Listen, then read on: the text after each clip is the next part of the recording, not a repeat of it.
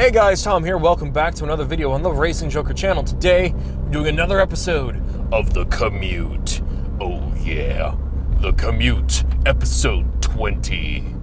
Today, I'm asking you guys a question because I kind of have an answer and Heather kind of has an answer, but at some point in time, Heather really needs a vehicular upgrade. She had a 1998 Grand Cherokee before. Now she has a 2008 Camry, which is a great car. But eventually, we want to be able to get her a car that is more in tune with her preferences and has fewer compromises. And so we've got a few cars. I've got a few cars on the list that I want to pitch to you guys.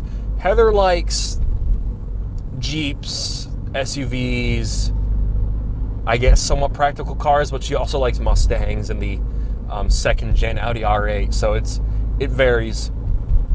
But let's go through the list. In the number 6 slot, we've got the Audi Q7 3-liter V6 variant. I don't know if there's any other engine options. Pink Beetle. Someone punched someone. The driver had pink hair. Wow, that's some color coordination. Props. Anyways, Audi Q7. We've got an Audi Q7 in the family. And when Heather rode in it for the first time, she was like, this is nice. And it is a very nice vehicle. It's got a great interior.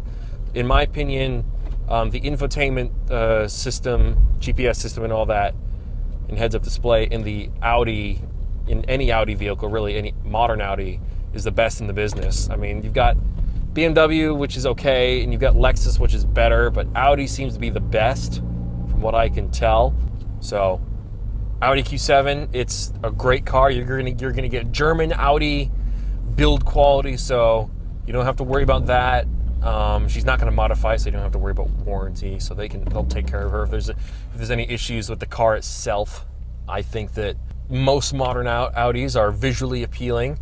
They're a bit more underrated or underdoggy. I don't know. They're more classy than most sporty and exotic and expensive cars. You know, they're not angular and sharp like Mercedes. They're not, I don't know how to say this without sounding rude about Porsche. Like Porsche SUVs, you just look at that and you just go, nah, okay. But the Audi SUV, the Q7, I think is a very good choice. We both like that a lot. I'm sorry, I don't know why I said the number 6 slot. That's the number 4 slot. After that, another car that we have in the family that she really likes and just wants on the list is the Lexus 450h. And I don't know if we want a brand new one or a used one. Probably a used one. But the 450h is a very nice car, very nice interior, great infotainment system, pretty reliable, great for road trips. The car is indestructible. And the hybrid, you've got the good miles per gallon. It's mostly in cities, stop and start driving. For highway long distance, you know, you're not going to get much of the benefit of the hybrid technology in the car, but it's there, so you can use it. And I don't know if it's a very visually appealing car, but it's a very nice vehicle. I didn't realize how expensive they were until I found out the second time we got one. Another car. This isn't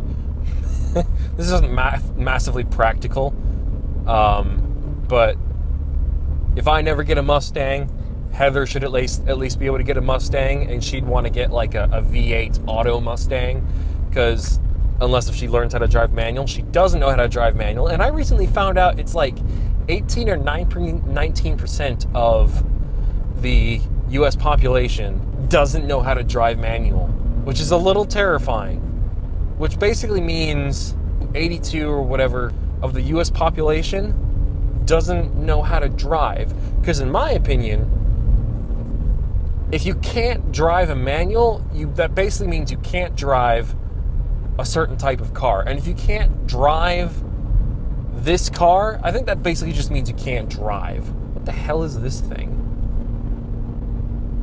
Looks like a spool of some sort, like of cable. But anyways, moving on. Don't let Heather hear me say that. Don't tell her I said that. Moving on to the number 1 slot, we have got the more modern Jeep Grand Cherokee, and it's more than likely going to be either the SRT8 or the Trackhawk. You know, you still got that Jeep space, but I feel like the car we're going to end up getting will have some kind of oomph to it. The SRT8 is a great start. The Trackhawk would be hilariously very cool, I would say. That could be Heather's fast car. But yeah, other cars that I've considered are things like Ford Explorers, but older ones, not new. Only issue with getting something like a Ford Explorer is that it would, everyone would think she's a cop at night. So I don't think that's a likely choice. I don't know if there's any Subaru SUVs she'd want. Make some suggestions. I don't think I'm ever gonna get a Land Rover or a Range Rover just because, the new Ford Bronco, maybe not the first model year, because the way I understand it, you never should buy the first model year of a new car, because that's the one that always has the most issues, or the most recalls or whatever. That's just me.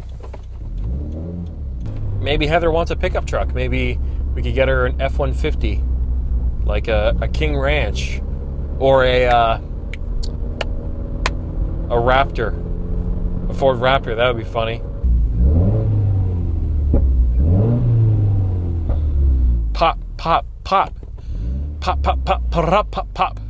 Snap, crackle, pop. Why so cereal? But yeah, I think that's enough for today. I've got other topics in the list. The next one isn't really all that fleshed out. I need to figure out what questions I'm actually answering. So we'll pause for now.